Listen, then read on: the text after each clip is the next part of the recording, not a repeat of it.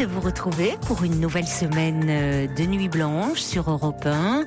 2 heures de direct, 2 heures d'échange, de partage, 2 heures pendant lesquelles vous pouvez me poser toutes les questions qui vous préoccupent au 39 21.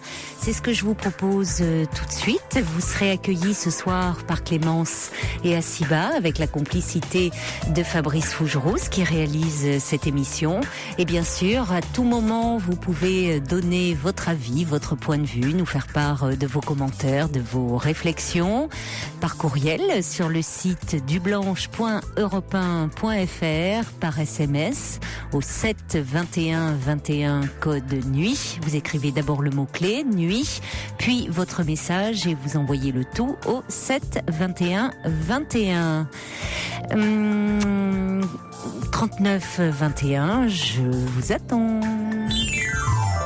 Europe 1, Caroline Dublanche. Alors, quelques courriels pour démarrer l'émission. Jean-Marc, qui est routier, mais il fait toujours le même trajet, hein. Je vois Jean-Marc parce qu'il me dit, je suis entre Séville et Malaga. Il voulait saluer tous ses collègues routiers. Il nous dit qu'il a fait très chaud aujourd'hui. Il a eu 35 degrés. Alors, je sais pas si c'est une chance parce que c'est effectivement très chaud. Je peux vous dire que à Paris, région parisienne, c'était pas ça, hein. Moi, j'ai ressorti les bottes, les collants, pas la doudoune quand même, j'ai pas osé, mais le blouson, hein.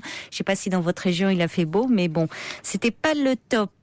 Lionel m'écrit en disant, il y a à peu près 5 ans, votre émission a été un des facteurs qui m'a poussé à choisir d'étudier la psychologie. Je passe après-demain mes derniers examens de Master 2 de neuropsy. Je n'ai pas été, étude oblige, un auditeur très régulier, mais c'est toujours avec plaisir que j'écoute vos émissions. Je vous adresse un grand, professionnel et amical clin d'œil.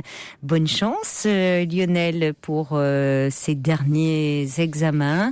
Accrochez-vous et puis, écoutez, on en reparle dans quelques jours et puis n'hésitez pas à réagir à l'antenne alors à des témoignages puisque jusque-là vous avez été un auditeur pas toujours régulier et pour cause, vous faites vos études, mais attentif.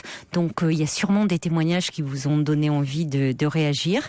N'hésitez pas à le faire à l'antenne, je serais heureuse de vous parler. Dani aussi qui dit je vous écoute souvent et elle dit finalement cette émission aide à mieux comprendre les autres plutôt que de les condamner d'emblée. Donc merci pour cela. On va tout de suite commencer avec, alors je ne sais pas si c'est Marie ou Céline. Céline est avec nous. Bonsoir Céline. Bonsoir Caroline. Bonsoir. Tout d'abord, je suis contente de vous parler. Ça fait déjà quelques temps que je vous écoute. Merci. Et en fait, moi j'aurais voulu vous parler en fait parce que j'ai perdu ma maman il y a 3 ans. Oui. Et donc elle avait 45 ans. Et oui, elle était jeune, hein. Oui. En fait, elle est décédée d'un cancer et en fait, j'arrive vraiment pas à faire le deuil. Et je suis suivie par une psychiatre. Je suis sous antidépresseur. En fait, ça fait pas longtemps que depuis mars 2010, en fait, j'ai entrepris vraiment les démarches. Ah oui, donc ça fait 2 mois. Oui, voilà. Ouais. Oui, donc c'est très très récent. Voilà, ouais. Oui. En fait, je pensais pas en avoir besoin. Et puis, c'est surtout après la naissance de mon fils. Donc, oui. Il est né quand, votre petit garçon ? En décembre 2008, donc ça faisait un an. Ouais. Donc. Qu'est-ce qui s'est passé après sa naissance ? J'ai déjà pendant la grossesse, en fait pour ma première fille c'était pas pareil parce que maman était là et puis là en fait je me suis retrouvée on va dire sans personne quoi, avoir des conseils tout ça puis après la naissance et je suis devenue j'avais plus envie de rien, enfin je pense en fait je me suis vraiment accrochée qu'à mon fils quoi, on va dire. Et c'est pas évident de... C'est à ce moment-là que vous vous êtes un peu enfoncé, vous êtes un peu tombé en dépression. Oui, tout à fait, oui. Ouais. Et puis en plus...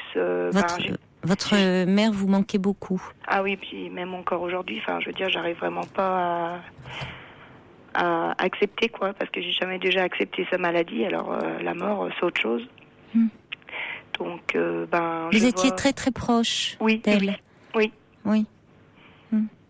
Donc, c'est pas très évident. Et votre, je ne sais pas si vous êtes marié ou Oui, marié, oui. Votre mari, comment à la naissance de votre fils, est-ce qu'il vous a beaucoup entouré? Comment a-t-il réagi lui quand il vous a vu comme ça, aussi triste? En fait, oui, très entouré, mais des fois, en fait, il comprend pas trop. Il était démuni. Oui, voilà, ouais, tout à fait. Il comprend. Des fois, il comprend pas trop parce que un coup, je peux être super bien, puis après, pas bien, quoi, en fait. Et je pense qu'aussi, voilà, quoi, c'est pas évident pour lui non plus. Oui, il se sent un peu perdu. Il ne sait pas trop comment vous aider. Voilà, ouais, tout à fait, ouais. Et qu'est-ce qui fait là que en mars, vous êtes allé voir ce ou cette psychiatre? En fait, si vous voulez, j'avais déjà, après la naissance, parce que moi, pendant la maladie de ma maman, j'étais déjà sous antidépresseurs parce que, j'arrivais pas, quoi, puis je pouvais pas faire quoi que ce soit. Et donc, j'avais déjà été voir cette personne après le décès de ma maman, et puis, en fait, je suis tombée enceinte l'année 2008, donc je me suis dit, c'est bon, ça va se passer comme ça, et en fait, je me suis aperçue par moi-même que non, je pourrais pas remonter la pente toute seule, quoi. Oui. Donc, en fait, je cache beaucoup à ma famille. Ils comprennent pas pourquoi je vais voir quelqu'un. Et en fait, je me retrouve, si vous voulez, toute seule, quoi, en fait, dans un sens. Oui, mais vous avez eu une très bonne démarche, une démarche très saine d'aller consulter, d'aller en parler, de ne pas rester seule avec cette peine comme ça, si grande. Mais cette psychiatre, elle vous prescrit donc des antidépresseurs, et est-ce que, vous parlez avec elle? Oui, par contre, j'ai trouvé, j'ai fait plusieurs parce que faut dire que après, soit on a le feeling, soit on n'a pas le feeling. Bien sûr. Et avec cette personne, je me suis très bien, elle m'a très bien comprise ce que j'ai vécu. Aussi, il y a plein de choses que j'ai vécues, que je peux pas non plus révéler à l'antenne. Oui. Mais il y a eu beaucoup de choses qui s'est produit dans ma vie, et comment dirais-je, en fait, elle sait pourquoi aussi je suis. Il n'y a pas aussi que le décès de ma maman, quoi, en fait. En fait, aussi, par rapport à mon papa, en fait, et voilà. Vous vous sentez en confiance avec elle? Oui. Ça, c'est important. Oui. Je vais la voir une fois par mois, oui. Oui. Et là, elle m'a déjà augmenté mes médicaments parce que elle voyait que j'étais pas encore. Il faut trouver le bon dosage, quoi. Et puis moi, je me sentais pas encore. Même là, vous voyez, je suis pas encore très. On va dire très bien, mais ça se fait pas. Je pense il faut du temps, et ça viendra peut-être petit à petit, quoi. Et par rapport au rythme, une fois par mois, ça vous convient actuellement comme rythme? Disons qu'elle a tellement de monde qu'elle peut me recevoir qu'une fois par mois. D'accord. Donc, vous auriez, ça ne vous aurait pas dérangé de la voir un peu plus souvent? Ouais, voilà, ouais, tout à fait. D'accord. Mais c'est elle, par rapport à son emploi du temps. Tout à fait, Oui, c'est compliqué parfois de s'intégrer dans un planning comme ça en cours d'année, parce que peut-être qu'elle sera un petit peu plus libre après. C'est possible aussi, parce qu'il y a des personnes qui arrêtent la thérapie à un moment en cours d'année, ou qui ne reviennent pas. Moi, en fait, c'est ce que j'avais fait, quoi. J'avais commencé, j'avais arrêté, puis j'ai repris, quoi. Oui, donc il faudra lui en reparler à un moment, dire que peut-être vous aimeriez, qu'elle sache que vous seriez disposé à la voir plus souvent. Comme ça, s'il y a quelqu'un qui à un moment soit arrête parce qu'il est au bout de sa thérapie, soit parce que pour X raison d'ailleurs, on peut arrêter, qu'elle sache que vous êtes disposé à venir la voir un petit peu plus souvent. Mais elle a dû, vous savez, Céline, en même temps, c'est pas étonnant que votre grossesse et la naissance de votre fils, même s'il y a d'autres événements dont vous pouvez parler avec elle et comme vous dites à l'antenne, c'est pas, il y a des choses que en parler, non mais je vous pousse pas du tout à en parler puisque vous avez un lieu pour en parler. Oui. Donc je veux dire, c'est bien qu'il y ait des choses qui restent intimes. Ça montre très bien, vous avez intégré qu'il y a un lieu privé pour parler de choses qui sont intimes et la radio, ça reste de la radio. C'est-à-dire que la radio n'est pas un lieu de thérapie. Donc, ce que je veux dire par là, c'est que la grossesse et la naissance d'un enfant, ça ramène inconsciemment à votre propre histoire d'enfant et ça vous confronte aussi à votre maman. Oui. Et le fait qu'à ce moment-là, elle ne soit plus là, son absence était d'autant plus cruelle. Déjà, c'était douloureux pour vous. Oui. Et là, ça a été d'autant plus cruel parce que vous vous êtes senti perdu. Ah bah, complètement. Vous, comme si vous étiez un peu l'enfant qui... alors, certes, vous retrouviez maman d'un tout petit bébé, mais vous, à ce moment-là, vous étiez la petite fille qui aurait eu besoin de sa maman. Bah oui, je vais vous dire, le jour que ma maman est décédée, heureusement que j'avais mon mari puis ma fille qui avait bientôt 3 ans, qui était là parce que on va dire que je serais peut-être plus là aujourd'hui, quoi. Donc heureusement que vous aviez construit votre famille et puis de toute façon dans l'ordre des générations, en général, ce sont les parents qui partent en premier, Céline. Oui, mais c'est vrai que votre maman, malheureusement, est décédée prématurément. C'est vrai que elle était jeune à 45 ans. Vous n'avez pas autour de vous, vous n'avez pas des tantes maternelles ou paternelles? Personne. C'est très compliqué. La famille de mon père, on se parle plus ou moins. Avec mon papa, j'ai des relations très dures. Oui. Déjà, je lui ai lancé pas mal de choses méchantes après le décès de ma maman, mais bon. Vous lui en voulez. Oui. Mais est-ce que vous pourriez avoir des relations dures avec lui, mais je sais pas. Vous voyez, je pensais parce que parfois il y a des tantes où il y a un personnage qui peut aussi jouer un rôle un peu maternel dans une famille. Oui, j'ai une de mes tantes. C'est vrai qu'elle me comprend, mais c'est pas. Non, ça peut pas remplacer votre maman. Je dis pas remplacer, bien sûr, mais qui pourrait être un peu quelqu'un de tendre et d'affectueux. Oui, j'ai peut-être cette personne, mais des fois, c'est vrai que des fois j'ai envie d'en parler, des fois pas. Donc... Oui, mais ça, peut-être qu'elle peut le comprendre. Faut vous rapprocher aussi de personnes qui peuvent comme ça être bienveillantes vis-à-vis de vous. Franchement, j'ai pas, dans mon entourage, à part mon mari, j'ai pas vraiment. Et d'amis. Mes amies ici, elles comprennent, mais bon, elles savent pas vraiment ce que c'est parce que elles ont encore, heureusement pour elles, leurs parents, donc c'est vrai que. Oui, mais parfois même en ayant soi-même ses parents, on peut comprendre. C'est vrai que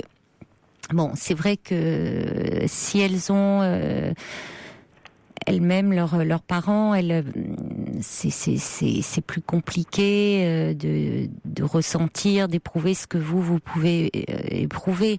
Mais elles peuvent néanmoins vous entourer, être proches de vous, vous soutenir à certains moments, vous écouter. Oui, bien sûr. Sans être justement trop bouleversées, puisque elles ont, comme vous dites, la chance d'avoir elles leurs parents.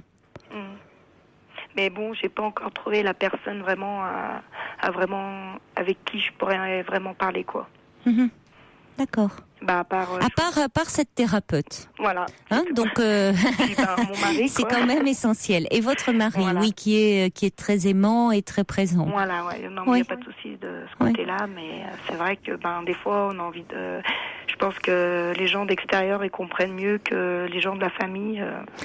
Enfin, après, Oui, oui, parce que la famille est très impliquée et c'est justement, c'est pas neutre. Hein. En tout cas, je reçois un message là, un courriel de Valérie du Pas-de-Calais qui dit: vous avez très bien réagi, Céline, en allant vous confier à un professionnel. La mort est dure à accepter, et surtout la mort comme ça d'un parent dont on est très proche. Pour ma part, dit Valérie, je me suis tournée vers la religion, ça m'a beaucoup aidée. On a besoin d'une oreille amie et de réconfort.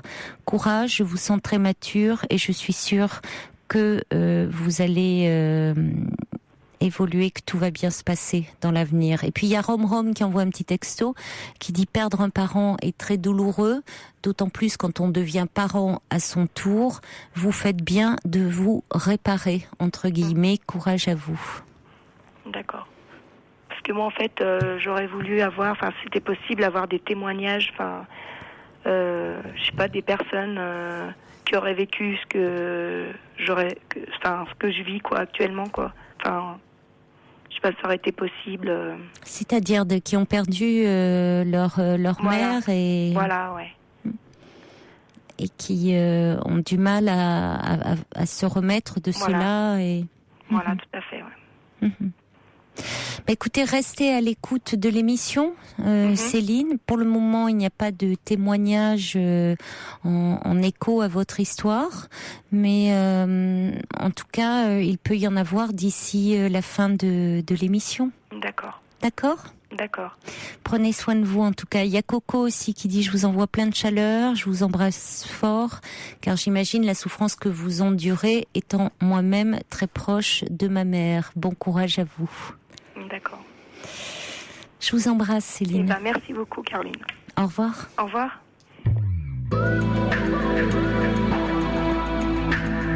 Toutes vos confidences à Caroline Dublanche au 39 21. 39 21. 34 centimes la minute. Cathy Méluaz, Flood. Bonsoir Marie. Ah oui, avant, pardonnez-moi Marie, un petit message encore pour Céline. C'était Brigitte qui disait: rechercher de la chaleur humaine, des contacts, des appuis. First Lisa qui dit: il y a un si grand manque qu'il faut continuer en gardant sa mère en soi. C'est vrai que quand on a eu un lien apparemment très fort, très tendre, on la garde en soi. Mais bon, il faut apprendre à faire avec ce manque et faire en sorte que se dire qu'on la garde en soi et apprivoiser ce manque. Pardon, c'est à vous Marie. Allô Caroline ? Oui, bonsoir. Bonsoir. Bonsoir. Tout d'abord, je vous remercie pour votre gentillesse, votre chaleur, votre empathie. Mais merci beaucoup. Quoi que vous disiez, c'est toujours chaleureux et ça fait vraiment plaisir de vous écouter. C'est un bonheur. Merci. Voilà, donc je vous appelais. Moi, c'est pas quelque chose de très très grave, mais il se trouve que je suis seule depuis 2 ans parce que je me suis séparée de mon compagnon. Oui. Il y a eu pas mal de temps. J'ai eu une cessation d'activité. Et puis, écoutez, je m'occupe, je fais pas mal de choses, mais je n'arrive pas à lier de véritables contacts, que ce soit des contacts amicaux ou amoureux. Enfin, à chaque fois que je fais des démarches pour répondre ou à des annonces ou à quoi que ce soit, je bloque. J'écris des lettres, je fais des petites... je prépare tout ce qu'il faut pour entrer en contact avec des personnes. Et je suis complètement bloquée. Ah oui, vous n'allez pas au bout de votre démarche. Non. Alors je pense que c'est tout simplement la peur évidemment de souffrir, peur de... Je suis une femme, donc je me dis, même si j'ai 52 ans, c'est la peur d'être amoureuse et de me dire, bon, je vais peut-être rencontrer quelqu'un. Ça, je sais que je vais rencontrer parce que je ne suis pas trop mal physiquement, sans prétention aucune. Mais je risque de tomber amoureuse. Et puis, actuellement, il faut avoir des amants, il faut changer, il faut aller à gauche, à droite. Puis bon. Non, mais si vous étiez amoureuse, qu'est-ce qui se passerait puisque c'est ce qui vous fait peur? Quel risque prendriez-vous? Non, mais je suis tout à fait consciente que c'est le risque peut-être de souffrir, mais ne faisant rien, c'est le risque de ne rien vivre aussi. Ça, j'en suis complètement consciente. Je suis complètement consciente de mon état, mais je bloque. Vous bloquez. Vous êtes resté combien de temps avec votre compagnon? 10 ans. 10 Ah ans. oui, quand même. Hein. Oui. Oui, oui. Oui, c'est une longue histoire. Oui, oui, mais enfin, ça y est, j'ai eu 2 Vous ans de méditation, de... Oui, Donc, vous pensez être oui, avoir ça y est, tourné la oui. page. Et vous me dites cessation d'activité parce que vous travaillez ensemble? Non, nous ne travaillions pas ensemble. Non, mais non, parce que ça fait beaucoup quand même entre la rupture, la cessation d'activité. Oui. Ça fait beaucoup, mais enfin bon, j'ai une certaine indépendance financière, donc de ce côté-là, c'est D'accord, pas... d'accord. Et alors, Ça m'a permis de... Pardonnez-moi, je vous ai coupé. quand vous faites des lettres, c'est-à-dire que vous répondez à des petites annonces? Oui, parce qu'Internet, ça me dit rien. Ça ne vous dit rien. À chatter avec des inconnus, à inventer des bêtises. Je trouve que c'est plus direct. On envoie ses coordonnées. On a un coup de fil. Au discours, on voit si c'est une personne correcte. On sent un petit peu la voix. C'est humain, voilà. Je trouve que c'est quelque chose de plus humain, moins virtuel et moins... Oui. Et alors, finalement, vous ne l'envoyez pas, cette lettre? Non, j'arrive pas. Je bloque. Ouais. Je bloque et... Parce que, au fond, oui, vous ne les rencontrez même pas, ces hommes. Non, je ne les rencontre pas. Alors que vous pourriez les rencontrer et ça pourrait s'arrêter là. Aller les voir une fois. De toute façon, voilà, aller boire un verre, aller quelque part dans un endroit public, c'est un petit peu l'alibi pour se préparer, pour sortir et puis et surtout faire le premier pas vers l'extérieur. Je sais positivement qu'à partir du moment où je vais faire le premier pas, il y aura aucun souci. Mais là, je n'y arrive pas. Je bloque. Et je me dis, il y a combien de temps que vous avez commencé à reprendre, à faire ces lettres puisque vous me dites, bon, ça fait 2 ans que vous vous êtes séparés de votre compagnon, donc ça fait peu de temps, au fond, que vous êtes de nouveau dans cet état d'esprit de rencontrer. Oui, ça fait pas très très longtemps, ça va faire 3 mois, 4 mois. Oui, d'accord, c'est récent. Voilà. Mm-hmm. Il faudrait que je mette un pied. Oui, dehors. bien sûr. Je sors, je fais du sport, je bouge. Oui. Des choses, mais ça reste toujours superficiel. Je vois du monde, mais de manière superficielle. Oui, vous n'allez pas, vous n'investissez pas trop la relation. Non. En même temps, c'est vrai que c'est un petit peu l'air du temps. Les gens se voient, se parlent. Bon, tout le monde va qu'à ses occupations et c'est un petit peu comme ça. Oui, mais ça peut être agréable aussi. C'est-à-dire que tout à fait. vous avez des contacts comme ça, agréables, chaleureux, mais bon, ça ne va pas plus loin. Et vous avez des amis qui pourraient vous permettre de mettre un peu le nez dehors aussi, de façon un peu plus prolongée? Eh bien non, parce que j'ai déménagé, j'ai changé de ville, donc j'ai pas mal de contacts téléphoniques, mais je n'ai pas de personne avec qui je pourrais éventuellement sortir. Je sors, mais de manière indépendante, et pas le soir. Non, je n'oserais pas aller. Je suis pas timide, mais assez réservée. Aller danser seule, non, c'est pas trop mon truc. C'est compliqué.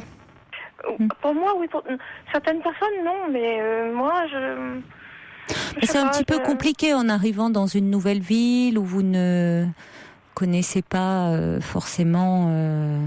Enfin, c'est pas simple. Hein, il faut bien le dire d'aller. Et pardonnez-moi, je vous ai encore coupé. Non, mais je vous en prie. Et surtout que je suis en région PACA. Alors, si vous voulez, c'est très hableur, c'est très chaleureux en apparence, mais c'est superficiel. Et puis, il y a aussi. Moi, de par mon éducation, une personne, je ne vais pas lui poser des questions indiscrètes. Et les gens vous tapent sur le dos, alors ça c'est très sympa. Ça va, comment tu vas, où tu habites, qu'est-ce que tu fais, tu gagnes combien par mois, et tu es chez toi, ton appartement il est à toi, il est payé.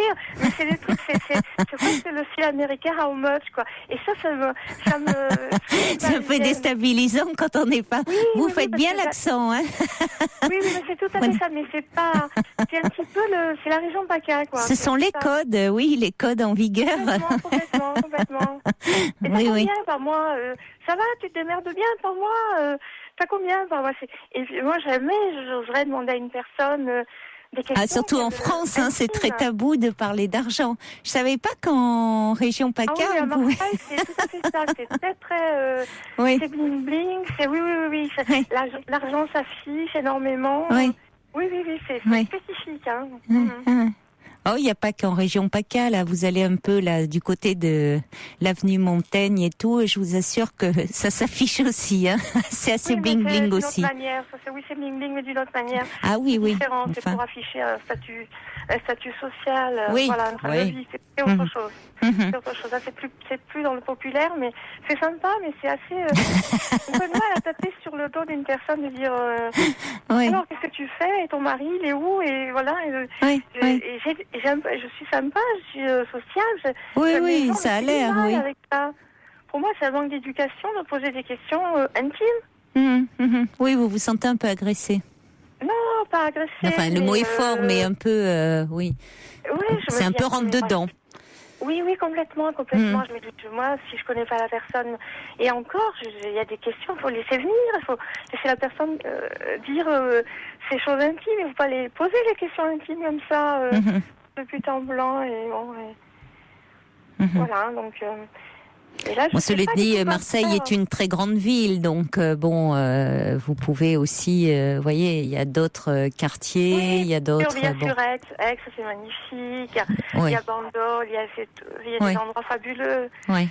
Non, c'est vrai que la région est magnifique. Hein, oui, vraiment, il y a des, c'est vraiment pour sortir là et pour faire des rencontres, c'est assez. Mais c'est vrai que ça serait mieux si vous pouviez rencontrer, vous avoir ne serait-ce qu'une, même avec une amie, une ou deux amies, vous vous sentiriez plus à l'aise, hein.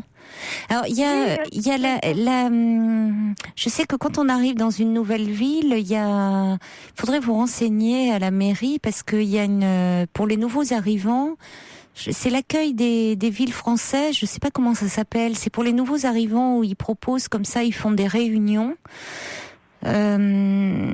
Ou pour tous ceux qui arrivent, qui sont nouvellement arrivés dans une ville, où on leur propose un petit peu des sorties, des activités, et faire en sorte qu'ils se connaissent un peu. Je crois que je sais pas si c'est l'accueil des villes françaises ou quelque chose comme ça.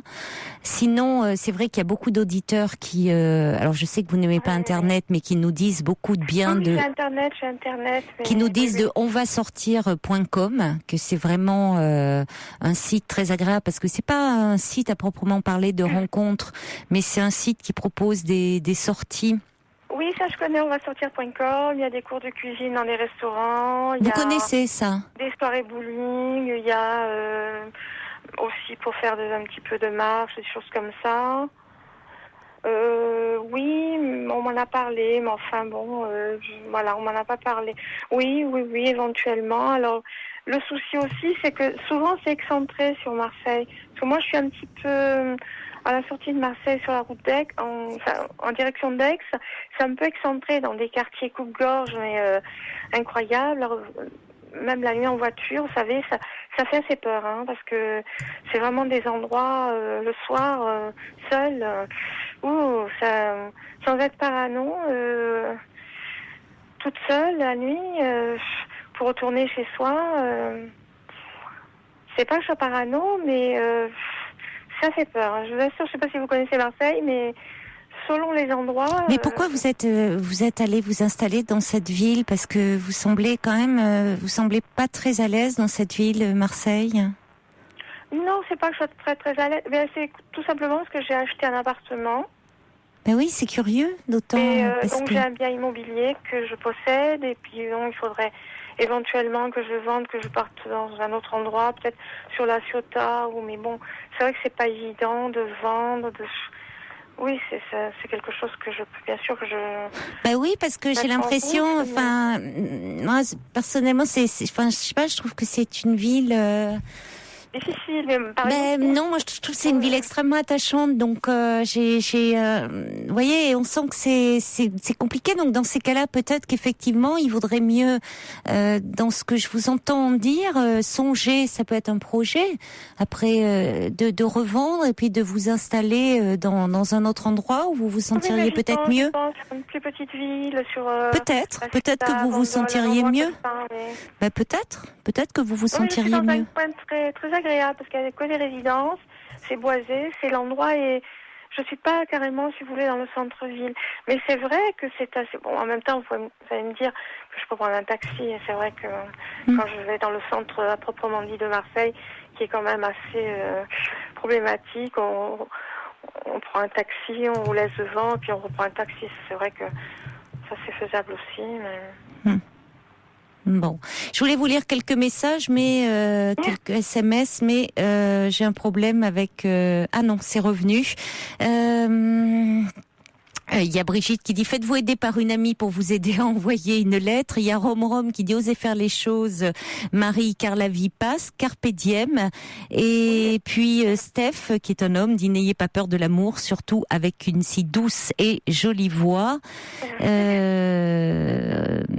Et puis il y a le subversif qui dit l'amour son abandon alors qu'on est tout à soi. Il faudrait résoudre d'en céder un peu, de ne plus s'appartenir. Paradoxalement, il faut de l'assurance pour lâcher prise. C'est tout le problème, hein. C'est tout le problème parce qu'effectivement, vous avez commencé par dire j'ai peur d'être amoureuse, et c'est vrai que d'être amoureuse, ça bouleverse beaucoup de choses.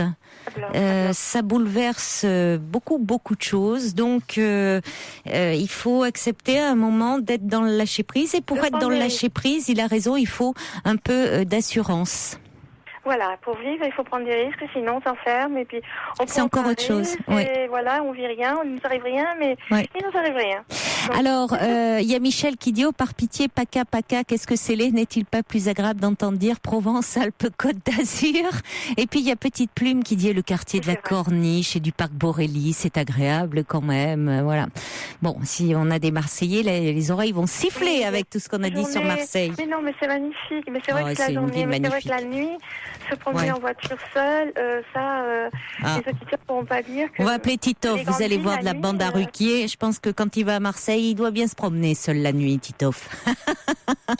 Et à mon avis... Je crois pas, c'est pas son style. Non, il est en bande, et puis... Ah bon? Non, oui, peut-être, vous avez... Je sais pas, je le connais pas personnellement.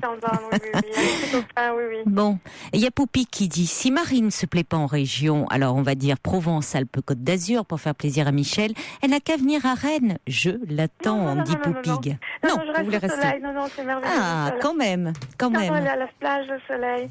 Bon, écoutez, bonne chance alors, Marie, dans votre recherche. Ce que je voulais vous demander, que s'il y avait des dames qui étaient un petit peu des personnes qui avaient été dans mon cas comme ça un petit peu esselées pendant un certain temps et qui avaient eu du mal et qui avaient passé le pas, qu'elles me disent un petit peu, voilà, moi ça s'est passé comme ça, ou ça pourrait aussi m'aider parce que je l'entends dans votre émission. Et c'est vrai que c'est un starter.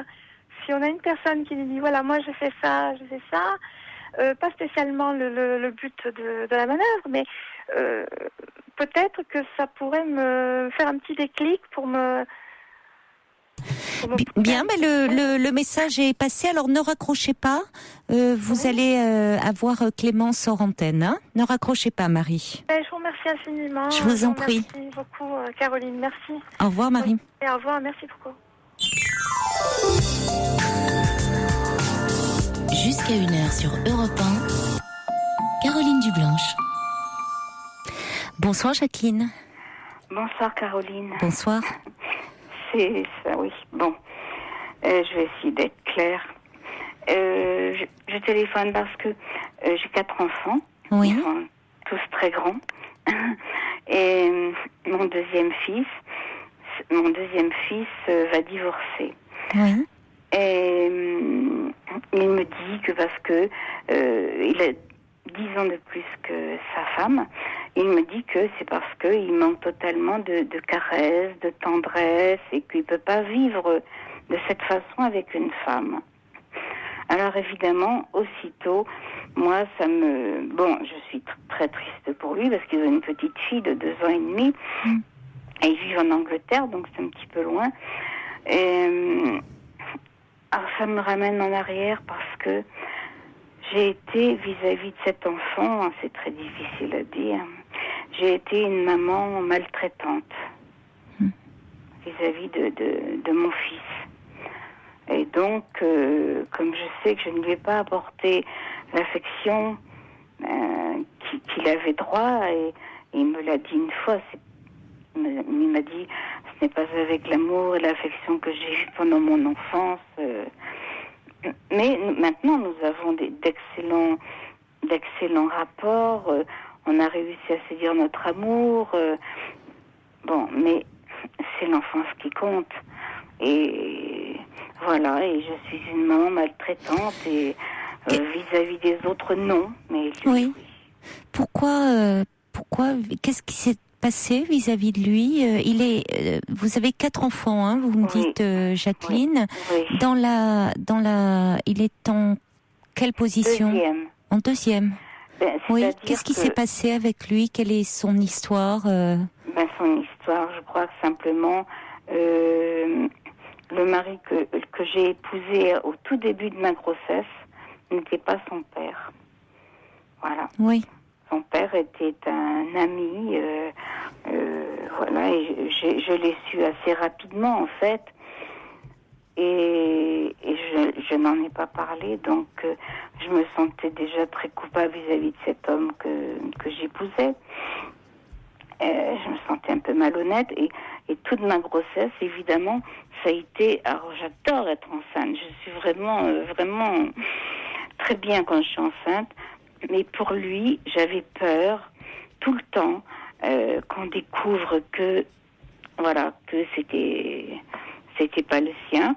Et bon, quand j'ai accouché, enfin, si j'ai eu de la chance, j'en sais rien, mais à la maternité, les filles avaient bien compris. Donc, ils ont marqué sur son carnet de naissance qu'il était prématuré, alors qu'il ne l'était pas. D'accord, oui. Donc ça a évité le problème d'histoire. Elles ont... Ouais. Oui. Bon, vous n'étiez pas la seule à ce moment-là, et puis ça doit arriver encore. Mais vous aviez pourtant, vous me dites, c'était le deuxième. Donc ça veut dire que vous aviez eu un premier enfant avant de rencontrer cet homme-là. Eh oui, j'étais en région parisienne, je suis puéricultrice. Oui. Et voilà, j'ai rencontré un homme beau, oui. beau, très beau, joyeux, et je me suis retrouvée enceinte très bêtement parce que franchement, je devais pas être très futée. Oui. Non, mais là n'est pas la question. Je veux dire que finalement. J'ai eu ce premier enfant, oui. Mais c'est-à-dire que là, oui, celui qui allait devenir votre mari le savait et il n'y a pas eu de doute. Oui, bien sûr. Voilà. Oui, là, ce qui était problématique, c'est que en fait, vous avez toujours caché à celui qui était votre mari le fait qu'il n'était pas le père. Voilà. Et votre fils est au courant? Oui, bien sûr. Et votre mari, lui, ne l'a jamais su? Si, parce que, enfin, ça n'a jamais été... il est décédé il y a quelques années. Oui. Ça n'a jamais été dit, mais mon fils ressemble tellement à son père, qui était un ami de la famille. Donc, d'accord. Voilà, il m'a souvent dit... Et finalement, c'est ce qui explique que quand vous dites que vous avez été une mère maltraitante, qu'est-ce que vous voulez dire? Eh bien, c'est-à-dire, je n'arrivais pas à l'aimer.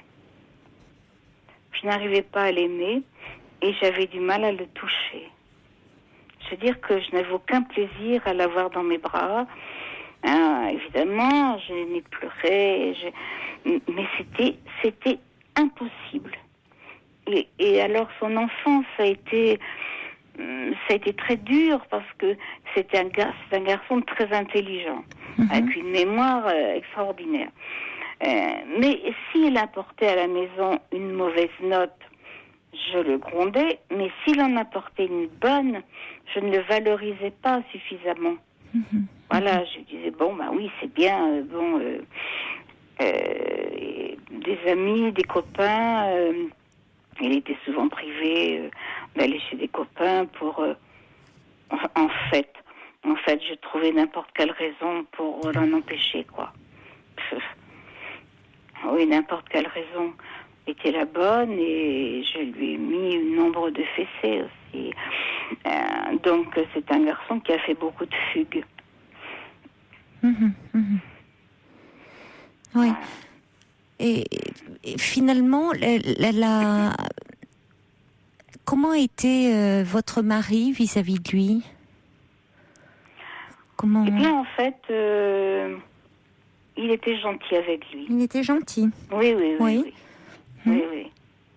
Il était très gentil avec lui. Il n'y a jamais eu aucune différence. Bon, son mari, ça a été une terrible histoire, mais non, il était très gentil. Mais bon, mon fils a souffert de...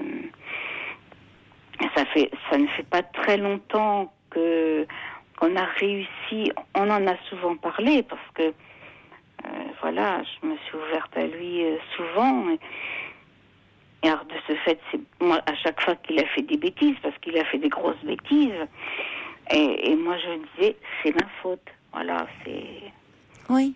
Et je le pense d'ailleurs. Oui, vous vous en voulez beaucoup, hein. Ah oui, bien sûr. Mais aujourd'hui, tel que vous en parlez, vous l'aimez, votre fils ? Oui. Oui. Oui. Mais mes deux autres fils ne sont ils vivent bon à Paris. Ils ne sont pas très intéressés par le fait d'avoir une mère, en fait. J'en ai un des deux qui va se marier au mois d'août, alors il me dit, ouais, ce serait sympa que tu viennes. Il épouse une japonaise, donc il va au Japon se marier dans un temple et tout ça. Je suis très très heureuse pour lui. Et le fils aîné, j'ai pas l'impression, j'ai l'impression qu'il ne m'aime pas. Enfin, je ne peux absolument pas avoir de rapport correct avec lui, alors que jusqu'à 22-23 ans, il ne cessait de me dire son amour.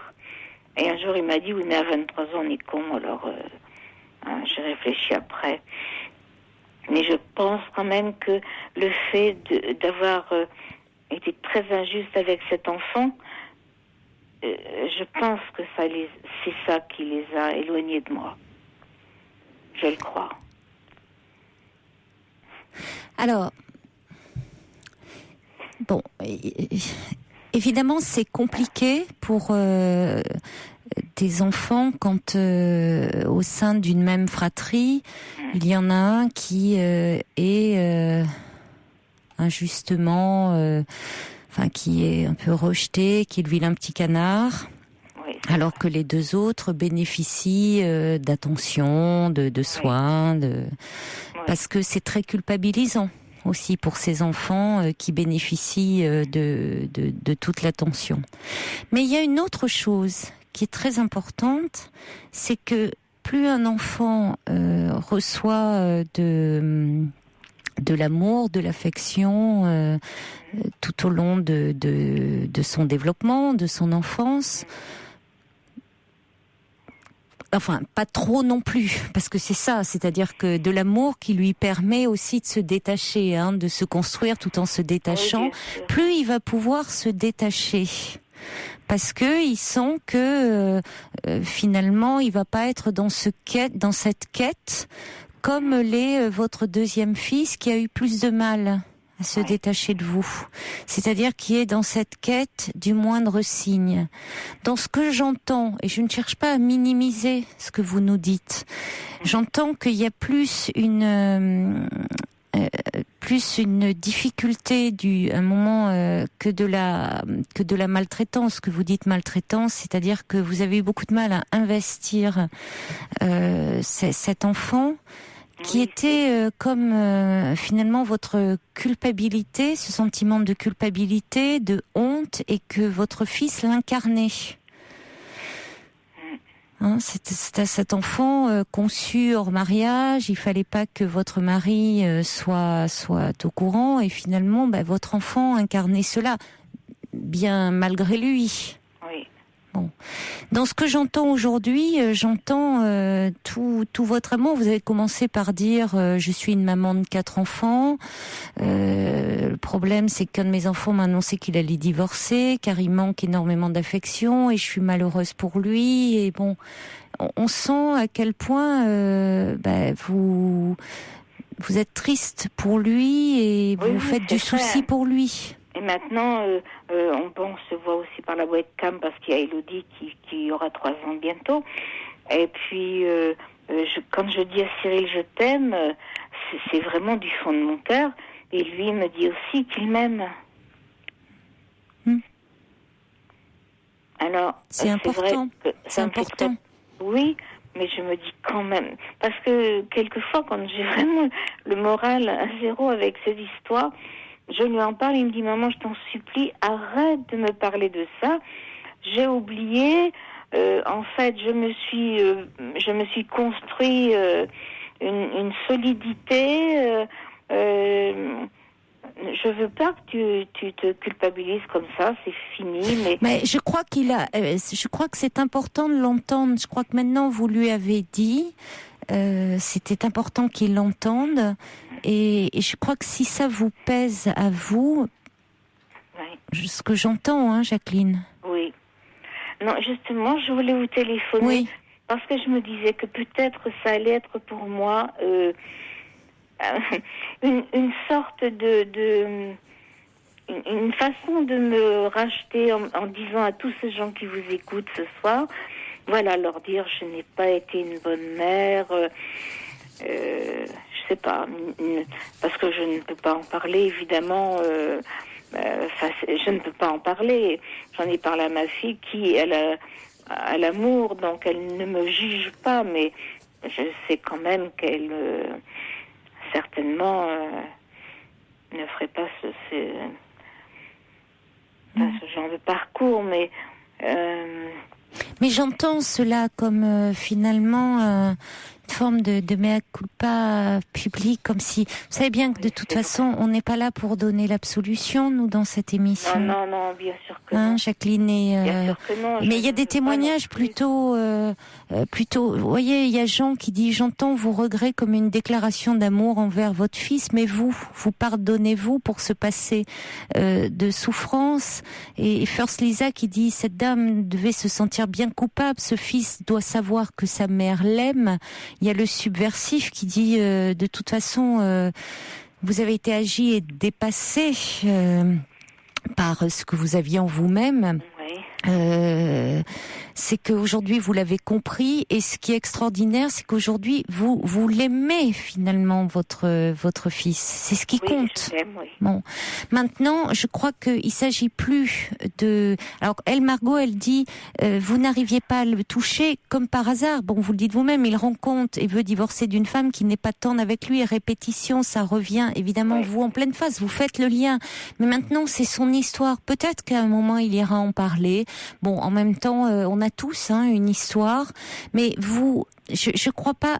Et pourtant, je vais pas. C'est mon émission. Je veux dire l'émission qu'on fait sur Europe 1. Je pourrais dire oui, mais je crois pas au côté. Voyez, je cherche le mot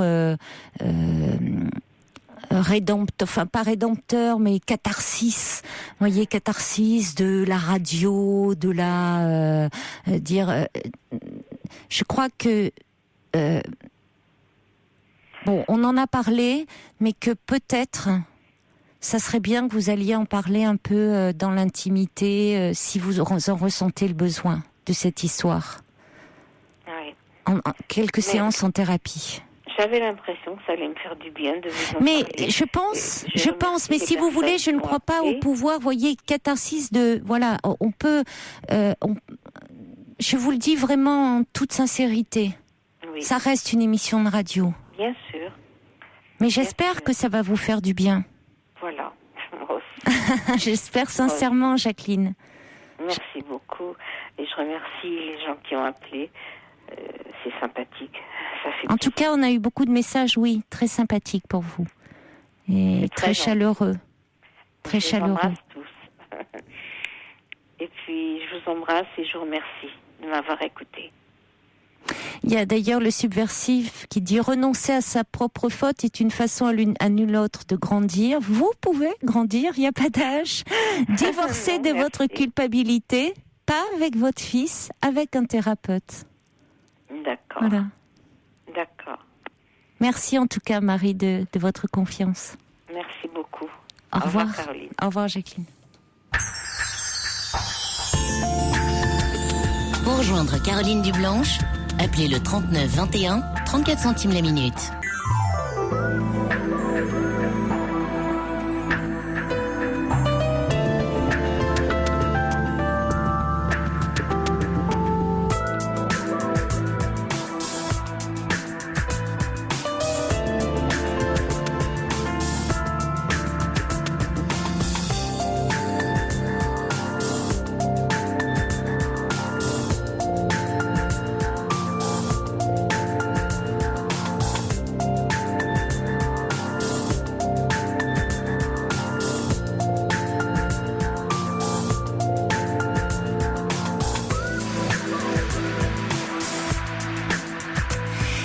deuxième heure de cette libre antenne, en direct, bien entendu, sur Europe 1, avec tous vos témoignages au 39 21 et également vos réactions par courriel sur le site dublanche.europe1.fr.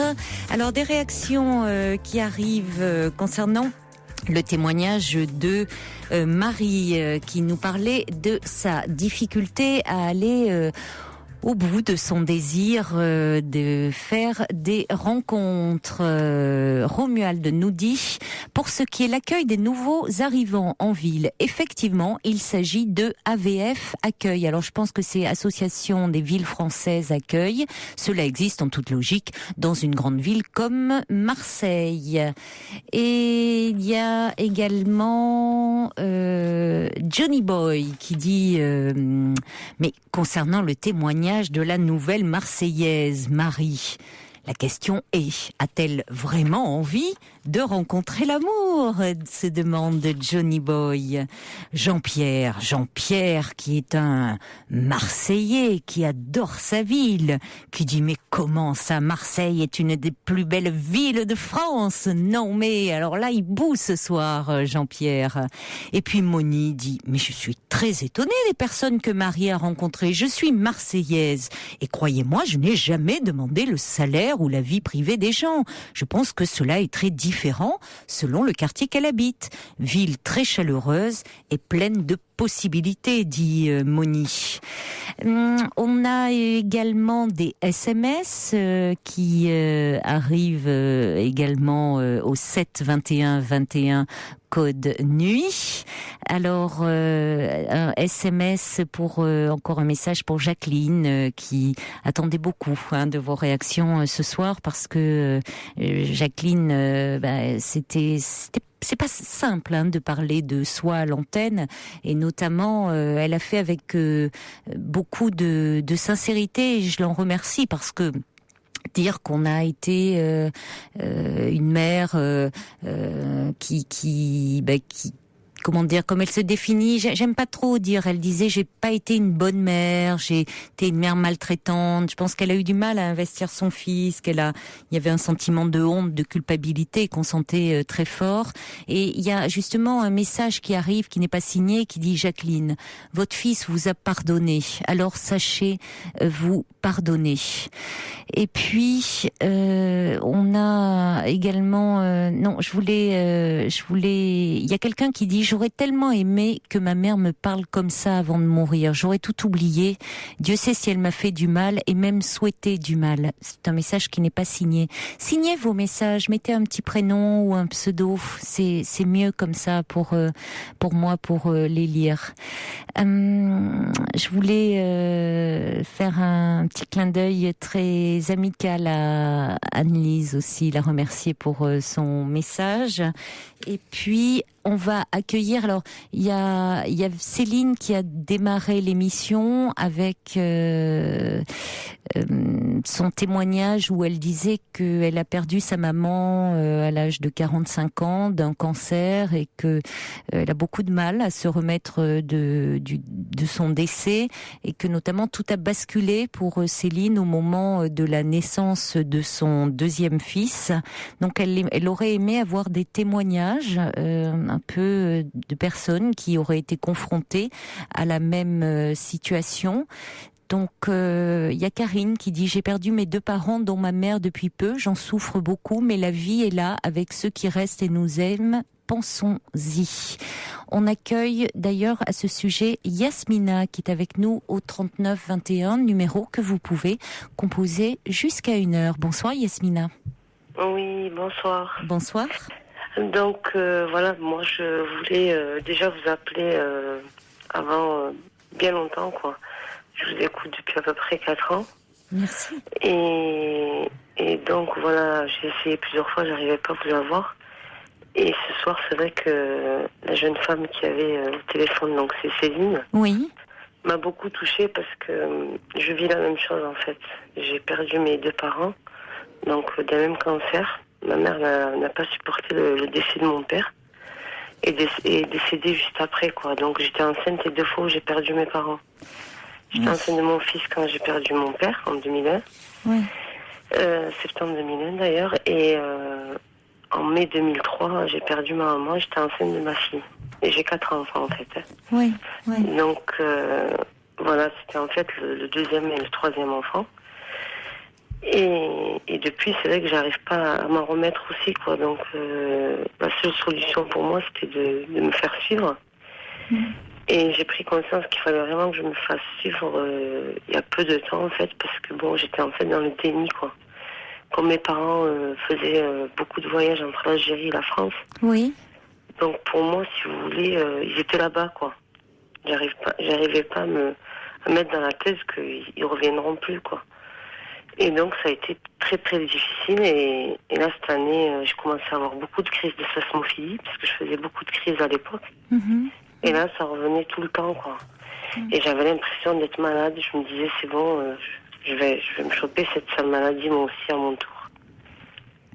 Et oui, vous donc, aviez peur de tomber malade à votre tour. Et c'est vrai que c'est important ce que vous dites, la distance, parce que le fait qu'il ne soit pas présent dans votre quotidien, ça a accentué certainement le déni de leur disparition. Vous pouviez vous dire que bon, ils étaient en Algérie, enfin qu'ils étaient comme avant. Et puis ça doit être c'est ça, en étant enceinte où vous portez la vie, et puis en même temps, au même moment, ce sentiment c'est aussi une façon de vous protéger, parce que c'est ça qui est très singulier, c'est porter la vie, protéger aussi ce petit être que vous portez, et puis en même temps être envahi par une peine, par une douleur immense. Oui, immense. Et puis en plus j'ai des frères et sœurs, et je suis la dernière d'une famille de 8 enfants. Oui. Et donc je suis la dernière, et entre mon frère en fait, mon frère qui est avant moi et moi, il y a 6 ans d'écart. Ma mère avait pris la pilule. Oui. Et donc j'ai beaucoup d'écart avec les autres. Avec ma grande sœur, j'ai 21 ans. Et comme j'étais vachement en fusion avec ma mère, je pense que mes frères et sœurs m'en ont beaucoup voulu. Donc si vous voulez, depuis le décès de ma mère, beaucoup d'entre eux m'ont tourné le dos. Ah oui, ils étaient un petit peu jaloux de votre relation privilégiée. Oui. Et donc, c'est vrai que maintenant, je me retrouve toute seule, quoi. Mais vraiment, quand je vous dis toute seule, c'est vraiment toute seule. Donc, je peux comprendre la personne, c'est Céline, qui disait, je peux pas en parler à personne, quoi. Oui. Et que personne pouvait la comprendre, parce que c'est vrai, c'est ce qui m'arrive à moi, quoi. Quand j'en parle à ma grande sœur, elle me dit, oui, moi, mes enfants, ils souffrent de l'absence des grands-parents. Et je dis, ouais, mais moi et tes enfants, on n'a pas beaucoup d'écart, quoi. Et elle me dit, oui, mais toi, c'est pas pareil, t'as tes enfants, alors que, je veux dire, avec sa fille, j'ai 6 ans d'écart. Oui, en effet. Mais elle comprend pas que moi, mes parents me manquent, mais elle comprend que sa fille, ses grands-parents lui manquent. Eh oui, en effet, oui, il y a un peu de jalousie, là, Oui, il y a de la jalousie, que vous étiez la petite dernière, vous aviez une relation très, très privilégiée. Voilà, très fusionnelle, complètement. Donc voilà. Oui, elle n'a pas le côté grande sœur, protectrice vis-à-vis de vous. Ni mes frères d'ailleurs. Et mon grand frère, c'est pareil, quoi. Celui qui a 20 ans d'écart avec moi, encore bien pire, quoi. Et depuis le décès de ma mère, je l'ai pas eu. Et votre mari, il est... mon mari est arrivé à la même chose que moi. Il a perdu sa maman, il avait 16 ans. Oui. Et comme moi et mon mari, on se connaît depuis l'âge de 10 ans, si vous voulez. On a grandi ensemble. Oui, c'est une jolie histoire. Oui, il a perdu sa maman, elle avait 40 ans aussi. Oui. Donc, nous, à l'époque, on était ados, quoi. Donc, c'est vrai que je l'ai beaucoup soutenu aussi. Oui. Maintenant, c'est lui à son tour à me soutenir, quoi. Oui, il est très présent pour vous. Il comprend ce que vous pouvez ressentir. Oui, il me dit que c'est dur, quoi, et qu'il faut du temps. Je pense que... Et donc, vous actuellement, vous dites que comme Céline, vous avez été voir quelqu'un, ça fait 2 mois maintenant. Comme elle, en fait. Ouais, c'est pour ça. Et ça a fait 7 ans le 24 mai que ma mère est décédée. Ma mère est décédée la veille de la fête des mères, si vous voulez. Donc c'est une fête que je déteste, quoi. Je comprends, oui. Ça marque en plus une date, de toute façon on n'oublie pas cette date-là, mais quand elle est marquée par un événement comme ça qui vient rappeler, bien sûr que c'est particulièrement difficile. C'est dur. Oui. Ouais, mais j'ai été parce que je me sentais très fatiguée. Et je vous dis, ces crises-là me revenaient tout le temps. Et le soir, j'arrivais pas à dormir. D'ailleurs, c'est pour ça que je mets votre émission pour essayer que vous écoutez l'émission. Voilà, ouais, j'essayais d'écouter l'émission, de lire un livre, d'essayer de penser à autre chose. Je me disais, c'est bon, quoi, j'ai la même maladie, quoi. Oui. J'avais peur de laisser mes enfants, moi, à mon tour, et me dire, après, ils sont trop petits, ils peuvent pas rester comme ça. Il n'y a pas de raison que vous n'ayez la même maladie, mais c'est surtout c'est une façon de réagir. Oui, non, en fait, c'est une tristesse, c'est une fatigue, vous savez, un état un peu dépressif et qu'on se sent très très fatigué. Complètement. Ouais, complètement. Oui, c'est ça en fait. Ce n'est pas dépressif, mais pour moi, non. Moi, je voulais pas. Vous aviez peur, oui, c'est normal. Je me suis dit, c'est bon, quoi. Ma mère, en plus, ils ont eu le même cancer, mes parents. Ah oui. Ah oui. Oui, donc. Tellement elle n'a pas supporté le décès de mon père. Oui. Elle a eu le même cancer que lui, quoi. Les médecins, ils ont dit, c'est pas possible. C'est du jamais vu, quoi. Pratiquement. Oui, c'est surprenant, oui, puisqu'ils ne sont pas forcément de la même famille. Non. Enfin, il n'y a pas de gènes en commun, il n'y a pas donc. Non, surtout que lui. Il y a eu un choc, très très profond. Choc, Elle n'a pas supporté son décès, quoi. Donc c'est pour ça que elle n'a pas tenu et qu'elle est décédée très vite, elle, par contre. Alors que pour mon père, j'étais plus ou moins préparée. Alors que ma mère, ça a été rapide. Oui, ça a été d'autant plus brutal pour vous. Ouais. Très brutal. Oui, parce que vous étiez très jeune, de perdre vos deux parents de cette façon-là. Oui. J'avais 29 ans. Oui, en effet. Mais c'est important que vous puissiez être aidé et parler, comme ça. Oui, non, mais c'est pour ça que j'ai voulu absolument témoigner. J'ai insisté à appeler plusieurs fois pour lui dire que il faut du temps et que les choses, elles se font pas comme ça, quoi. Et surtout quand on a des enfants en bas âge, on est obligé malgré tout, de se lever et de faire avec, quoi. C'est vrai que c'est dur, surtout quand on n'a pas à qui parler. C'est ça, en fait, le truc. Je pense que c'est plus difficile que de se dire, ils sont plus là. Voilà. Moi, je pense que c'est ça, surtout. Si elle avait quelqu'un à qui parler et qui pouvait la comprendre. Comme elle dit, elle a rencontré cette psychiatre, et ça, c'est important, déjà. Oui, bien sûr. Et puis elle a son mari qui est aussi très près d'elle. Là, je reçois un mail de Patricia qui dit: j'ai perdu mon père il y a 8 jours, ma mère il y a moins d'1 an. Je suis dans une ville où je suis venue pour eux. Je n'ai jamais réussi à me rapprocher d'eux, en fait. Je suis toute seule. Je découvre depuis le décès de mon père des cachotteries assez dures qu'il m'a faites, nous dit Patricia. Oui, ça c'est dur quand ils ne sont plus là pour parler avec eux, qu'on n'a jamais été très proches et qu'on découvre comme ça des noms d'idées secrets. Je crois qu'il est important dans ces cas-là de pas rester avec des choses comme ça qui nous laminent, qui nous pèsent, et de trouver un interlocuteur, parce que tout ça peut vraiment nous entamer l'âme, le cœur, le corps. Donc pour le coup, on peut réellement tomber malade psychiquement, physiquement. Enfin, ça peut être l'occasion de revisiter un peu son histoire, Vraiment. Non, mais c'est important. Merci beaucoup, Yasmina, d'avoir pris la peine de témoigner, parce que Céline avait besoin justement de témoignages. Oui, puisqu'elle est suivie de son côté, mais je crois qu'elle avait besoin de témoignages, de se sentir un peu moins seule. Oui, un peu moins seule. Il y en a plusieurs comme elle, il y en a un paquet, quoi. Qui sont dans le même cas que nous, je pense qu'ils sont pas mal, quoi. Oui, donc vraiment merci, et puis vous aussi prenez bien soin de vous. Oui, merci beaucoup. 2 mois c'est court, mais vous allez voir ça, avec un travail comme ça sur vous, en étant aidé, soutenu, il faut du temps aussi. Oui, j'espère, je vous remercie. Merci de votre appel. Au revoir, Yasmina. Bonne fin de soirée, au revoir. Au revoir.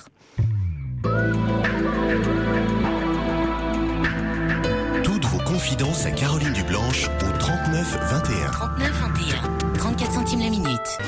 Marc Lavoine, rue des Acacias. Je reçois un petit message de Laurent, le Lyonnais, qui dit: je prends votre émission en même temps que je prends la route avec mon 40 tonnes. Quelle bouffée d'oxygène, me dit Laurent, le Lyonnais. Il me dit: pourriez-vous faire un petit coucou à tous les chauffeurs? Ah, je peux pas citer le nom que vous me donnez, ce serait faire de la publicité, mais de l'Est, qui avalent les kilomètres de nuit comme moi. Voilà, c'est fait. Et on accueille tout de suite Françoise. Bonsoir Françoise. Bonsoir Caroline. Bonsoir. Je vous appelle ce soir parce que je suis la compagne depuis 3 ans d'une personne qui est bipolaire. Oui. Et je voudrais témoigner que d'être la compagne de quelqu'un comme ça, c'est compliqué au quotidien. C'est quelqu'un qui est stabilisé, qui est suivi par un psychiatre, qui est donc sous antidépresseurs et sous lithium, qui prend très régulièrement ses médicaments. Mais malheureusement, de temps en temps, quand il y a des choses qui ne vont pas entre nous, la solution pour lui, il a une addiction et en fait, il se réfugie sur des sites de rencontres internet et rencontres qui se concluent puisque il rencontre ces jeunes femmes. Donc c'est assez difficile à vivre. Et je suis assez démunie face à ça. Ah oui, je comprends. Voilà. Donc il a une aventure avec ces femmes qu'il rencontre sur Internet. Alors pas forcément une aventure, mais au moins les rencontrer pour en fait se rassurer, puisqu'il n'a pas confiance en soi et que je peux pas non plus tout le temps le rassurer. Donc ça vient en complément, mais c'est pas facile pour moi parce que ça je comprends. Voilà, donc. Mais non, parce que vous qui vous rassure. Mais voilà, et le problème c'est que ce n'est pas le cas. Il y a aussi un autre facteur qui est son fils, puisqu'il a un fils âgé de 6 ans. Et il l'aime par-dessus tout, au-dessus de lui-même, dit-il, et il souhaiterait que j'en fasse de même. Donc je lui explique que pour moi ce n'est pas possible, puisque ce n'est pas mon fils, et que moi-même n'ayant pas eu d'enfant, et que c'est d'ailleurs le grand drame de ma vie, c'est un peu compliqué de concilier tout ça. Oui. Donc c'est très très compliqué. Et j'avoue que je ne sais pas du tout comment me sortir de tout ça. Oui, puis sa demande est particulière. Pourquoi veut-il à tout prix que vous aimiez son fils comme lui l'aime? Vous pouvez aimer cet enfant, mais comme lui. Enfin, ça se mesure pas. Pourquoi sa demande est très particulière, vous voyez. Voilà, et ça je ne le comprends pas. On n'insiste pas là-dessus. Enfin, ça se fait, ça se met en place ou pas. Voilà. Les sentiments, la relation avec l'enfant de l'autre. Bien sûr, non mais j'aime cet enfant comme j'aime mes neveux et nièces, comme j'aime les enfants de mes amis, mais je peux pas faire plus. Je ne suis pas sa mère. Hein. Non, enfin il a une mère, cet enfant qui. Voilà. Oui. Voilà, il a une maman. C'est déjà beaucoup quand vous dites, parce que parfois on peut même ne pas ressentir, ne pas avoir d'affinité particulière avec les enfants de son compagnon. Ça peut arriver. Hein. Bien sûr. Donc déjà, quand vous dites que vous aimez cet enfant comme vos neveux et nièces, comme les enfants de vos amis, enfin que vous vous sentez très proche de lui, donc c'est sa demande à lui qui est un peu problématique. Comme s'il vous demande d'être à la place de... Comme si, parce que vous êtes avec lui, vous deviez aussi être la mère de cet enfant. Et finalement, d'une certaine façon, il y a une certaine confusion, parce que par certains côtés, vous êtes aussi un peu sa mère, la mère de votre compagnon. par certains côtés, vous devez le rassurer aussi. Voilà, c'est exactement ce que je lui dis. Et le problème, il ne l'entend pas comme ça, donc il se met très souvent en colère, il ne comprend pas, ça devient des sujets tabous. Donc la discussion se fait rare et s'écourte très vite. Donc, parce qu'il n'a pas non plus envie de comprendre, hein, parce que sa bipolarité ne justifie pas tout non plus. Oui, tout à fait. Parce que vous voyez, par exemple, là, en l'occurrence, quand il est pas bien, même si vous en parlez avec beaucoup de douceur et de compréhension et on vous sent très très bienveillante, hein. Oui. Mais c'est vrai que vous dites et certainement qu'il y a de ça, d'aller parce qu'il n'a pas confiance en lui, d'aller se rassurer. Il n'empêche que pour vous, c'est très difficile et que là, il vous met plus en position de mère qui doit tout comprendre et tout accepter. Donc, parce qu'effectivement, si c'est son fils qui sort, ça porte pas atteinte à elle en tant que femme. Or, il se trouve, Françoise, que vous êtes sa compagne. Voilà. Et que pour vous, c'est douloureux quand même. C'est un mélange des genres, bien sûr, puisque moi-même, je n'ai pas pu en avoir. Hein. Et ce qui a été le grand drame de ma vie. Avoir d'enfants. Oui, j'ai pas pu avoir d'enfants. Donc, vous dites que vous maternez cet homme. Évidemment. Évidemment, c'est ce qui doit être le cas, ce qui l'arrange aussi. Et donc, très certainement, voudrait-il que j'en fasse de même avec son fils. Mais c'est pas mon rôle. Il a une mère, il a une grand-mère, et elles le font très bien. Mais c'est pour ça que je vous disais que sa bipolarité, je vais le dire de façon familière, est un peu, elle a bon dos dans cette histoire. C'est ce que dit le subversif autrement. Il dit, vous l'avez dit vous-même, sa stabilisation est acquise. Et comme il dit, infantiliser cet homme en voyant dans son trouble, comme vous avez dit, stabiliser un permis d'infidélité n'est pas une bonne chose, ni pour vous, ni pour lui. C'est-à-dire, et ni pour votre couple au fond. Je sais bien, et là ce soir, ça a été, on est allé au clash puisque je m'en suis doutée. Il m'a téléphoné pour me dire qu'il aurait du retard pour rentrer à la maison, mais je me doutais qu'il y avait anguille sous roche. Et malheureusement, je suis obligée de le surveiller parce qu'il s'avère qu'à chaque fois que j'ai des soupçons, il s'avère être vrai et justifié. Et en fait, il avait rendez-vous avec une femme. Hein.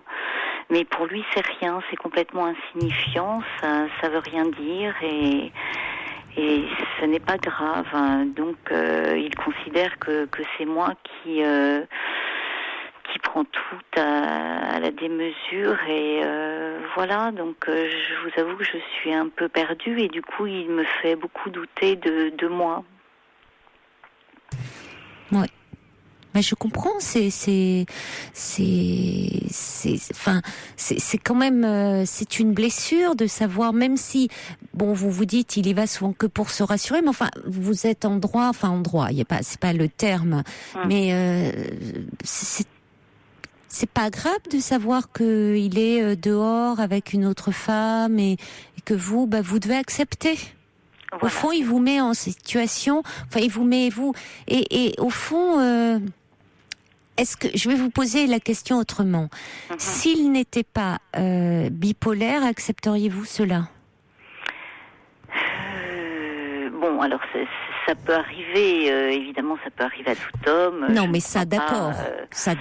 Il peut y avoir un problème d'infidélité, un incident de parcours, un coup de canif dans le contrat, comme on dit. Pour autant, c'est pas pour autant qu'on va remettre toute une relation en question. Mais vous semblez me dire, ou j'ai mal compris peut-être, que quand il n'est pas satisfait, quand il y a peut-être un clash, quand il y a quelque chose, vous m'avez parlé même un peu d'addiction, il va sur des sites de rencontres et que il le fait un peu même ouvertement. Oui, bien sûr, effectivement, s'il n'avait pas cette bipolarité, mais il s'en sert, effectivement, vous avez dit le mot juste, elle a le dos large, cette bipolarité. C'est ça qui ne va pas. Voilà. Et je sais pas comment, je lui ai dit plusieurs fois, je sais pas comment je peux l'amener à travailler sur le sujet, même s'il est suivi régulièrement. Mais je lui propose éventuellement qu'on aille voir un thérapeute de couple, puisque visiblement nous ne sommes pas d'accord. Alors je ne sais pas si dans son cas ce serait la solution adaptée, mais là, moi je tiens à faire quelque chose. Oui, mais vous avez raison. Vous avez raison parce que vous n'êtes pas d'accord, ça ne vous convient pas cette situation. Non, ça ne me convient pas, et alors il est extrêmement jaloux de ma vie d'avant. J'ai vécu pendant 20 ans avec mon ex-compagnon, où justement moi mon parcours ça a été de devenir maman. Je n'ai pas pu l'être, donc parcours de FIV, parcours d'adoption, je vivais à l'étranger. Et puis, je me suis séparée de mon ex-compagnon qui, lui, a fini par être papa avec une jeune femme sur le continent africain. Donc, rien de... tout ça, c'est très classique, finalement. Mais donc, on est dans deux histoires qui sont très compliquées, parce que moi, je n'ai pas d'enfant. Lui n'a que cet enfant auquel se raccrocher. Et il voudrait un peu me le donner, entre guillemets, qu'on le partage. Mais non, je ne suis pas la mère de cet enfant, je répète. Oui, c'est plus douloureux qu'autre chose, finalement, pour vous. Oui, c'est vous qui mettez des limites, qui vous protégez au fond, et c'est ça. Oui. C'est-à-dire parce que, comme vous dites, c'est lui qui y a une confusion. Il ne peut pas vous donner cet enfant. Mais bien sûr. Même si c'est pour vous faire plaisir, cet enfant, il a une mère. Voilà, tout à fait. Bon, donc vous pouvez. Enfin, il y a quelque chose là où c'est confus. Donc votre réaction à vous montre que malgré, et c'est là où ça en devient douloureux, c'est-à-dire pour vous ça a été un parcours vraiment difficile, vous êtes dans un renoncement. Alors en même temps c'est bien pour vous au fond d'avoir un compagnon qui a un petit enfant, parce que vous pouvez comme ça avoir ce plaisir d'être avec un petit enfant, de pouvoir vous en occuper. Il a assez souvent? Tous les 15 jours, un week-end. Oui, tous les 15 jours. Oui. Bon. Mais pour autant, vous ne prenez pas la place de la mère. Heureusement que vous êtes quelqu'un, vous, d'équilibré. En aucun cas. Parce que sinon, vous voyez, ça serait n'importe quoi. Oui, bon. Ça deviendrait très compliqué. Mais là, je trouve que par rapport à ces rencontres sur Internet, où finalement, pour justifier cela, il dit, je caricature un peu, mais au fond, il dit, oui, mais là, il faut m'excuser, je suis bipolaire. Non, je suis désolée. Surtout qu'en plus, c'est pas comme s'il avait vu personne, ou si on était au début d'un état de manie, où tout serait exacerbé. Non, il est suivi, il est stabilisé. Non, là, il y a autre chose. Donc, vous êtes en droit, vous, de poser vos limites, comme Diane de Montpellier, et First Lisa qui dit, vous n'êtes pas son thérapeute. Donc, vous n'êtes pas obligé non plus de tout accepter. Voilà, exactement. C'est bien le problème, et c'est très compliqué, même si, là, pour ce soir, il me dit que ce n'était pas du tout parce qu'il était en phase haute, mais comme il étouffait avec moi, il a eu besoin de rencontrer ces personnes, même si ça ne va pas. Il étouffe, il va faire un petit tour dehors, il prend l'air. Voilà, je sais. Il y a aussi cette solution. 3 fois le tour du pâté de maison. Oui, il va courir un petit peu. Voilà. Oui, il prend l'air, et voilà, il n'est pas obligé d'aller prendre un verre avec une jeune femme. Je sais bien. Voyez ? Je sais bien. Non, parce qu'il faut quand même pas être trop conciliante là. Je sais, donc déjà l'idée du thérapeute de couple que je lui propose, mais alors pour lui c'est une véritable mise à nu, et il redoute. Ah oui, forcément. C'est sûr que c'est plus facile d'aller prendre l'air comme ça, à coup de 2 clics sur Internet. Mais il faut savoir ce qu'il veut aussi. Voilà. Donc, non, vous pouvez pas trop, attention de pas trop le materner non plus, parce que ça sera pas bon pour ni pour vous, ni pour lui, ni pour votre relation. Je sais bien. Vraiment. Je sais bien. Faites attention à ça.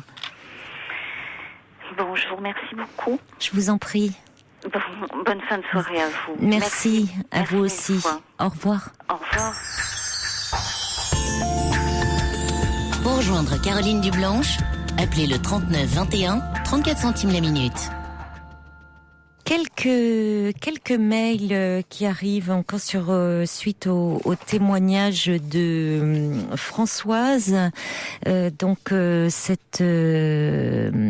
Cette mère qui s'en voulait beaucoup parce que de la relation qu'elle avait eue avec son fils quand il était plus petit. Fabienne nous dit: je viens d'écouter non, c'était Jacqueline, c'est ça. Je viens d'écouter cette maman qui dit avoir maltraité son deuxième enfant.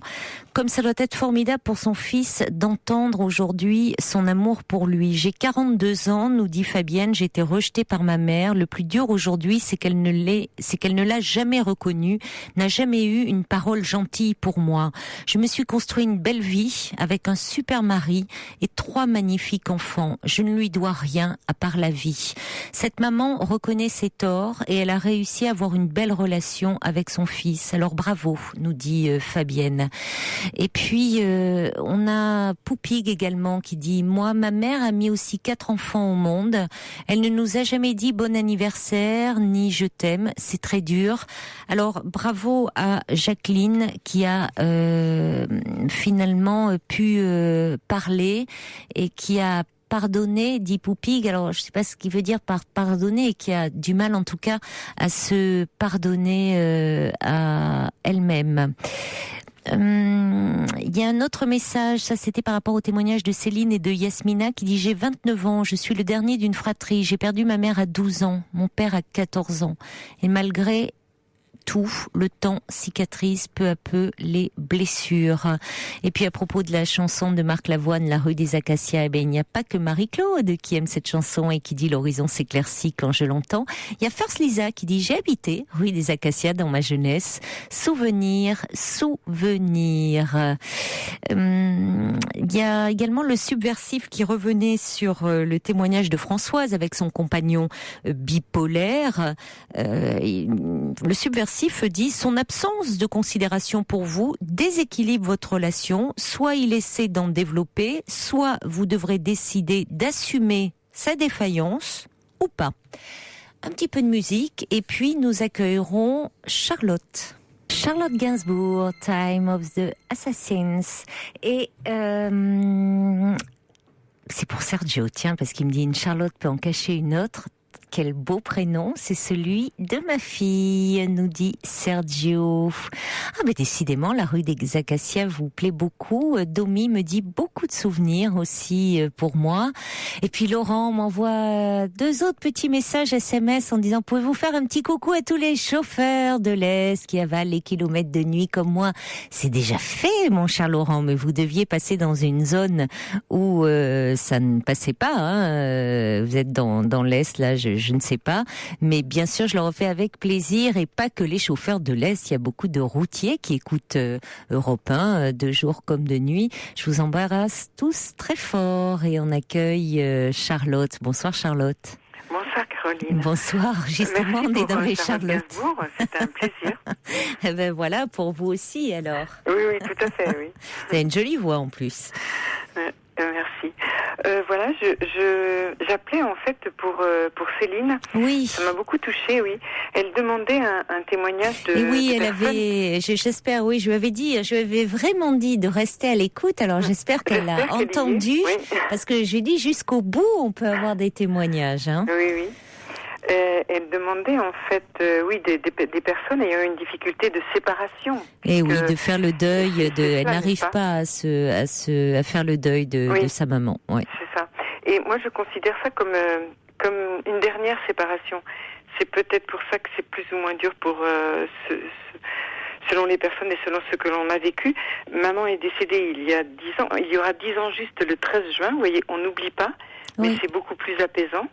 Et alors, ce n'est pas pour la rassurer ou pas, mais en fait, moi, il m'a fallu 5 bonnes années pour vraiment m'apaiser par rapport à ce lien que j'avais avec maman. Et j'ai dû pour cela voir un psychanalyste et dénouer tous les liens que nous avions ensemble, toute l'histoire qu'il y avait entre nous depuis si longtemps, qui était si prégnante comme une pâte qui vous colle à la peau, vous savez. Et contrairement à ces deux jeunes femmes, il y a eu Yasmina après que j'ai bien écouté. Oui. Eh bien moi je n'ai pas pu avoir d'enfant et je me l'explique comme ça, comme si mon corps refusait toute intrusion autre que ma mère, comme si ma mère était plus importante. D'ailleurs, quand j'écoutais Céline, à la naissance de son petit garçon, j'avais l'impression que la présence de sa mère était plus importante que la naissance à ce moment-là de son petit garçon. Oui. Et je pensais à mon histoire, qui était celle-ci, c'est-à-dire que même si mon désir était très fort d'avoir un enfant, la prégnance de ma mère a emporté tout. Et donc ce n'était pas possible pour moi, mon corps le refusait, quoi. Et il m'a fallu donc vraiment du temps. Et je pensais aussi à Céline avec son rendez-vous mensuel. Je me disais que c'était pas beaucoup, comme vous l'aviez suggéré. Et moi je pensais pour elle, si elle écoute, qu'elle pourrait peut-être écrire entre-temps avant de trouver plus de séances.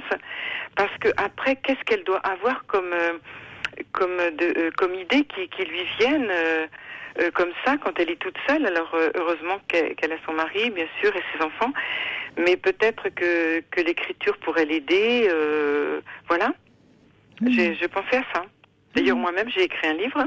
Ah, vous avez écrit un livre sur le sujet ? Voilà, parce que je suis puéricultrice je voulais pas vous le dire en fait, mais ça me vient comme ça. Oui. Je suis puéricultrice diplômée d'État de formation, pas auxiliaire de puériculture, c'est-à-dire on fait infirmière, ensuite puériculture. Oui.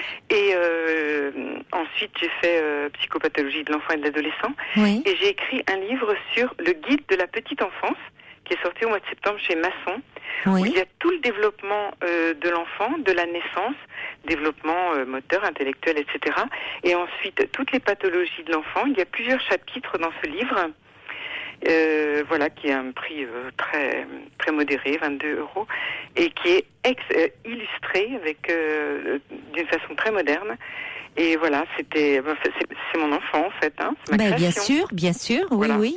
Le guide de la petite enfance chez Masson.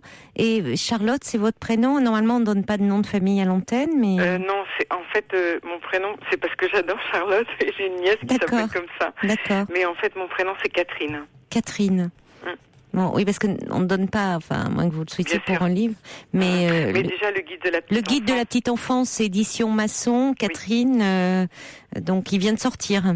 Il est sorti en octobre dernier. En octobre 2009. 2009, oui. D'accord.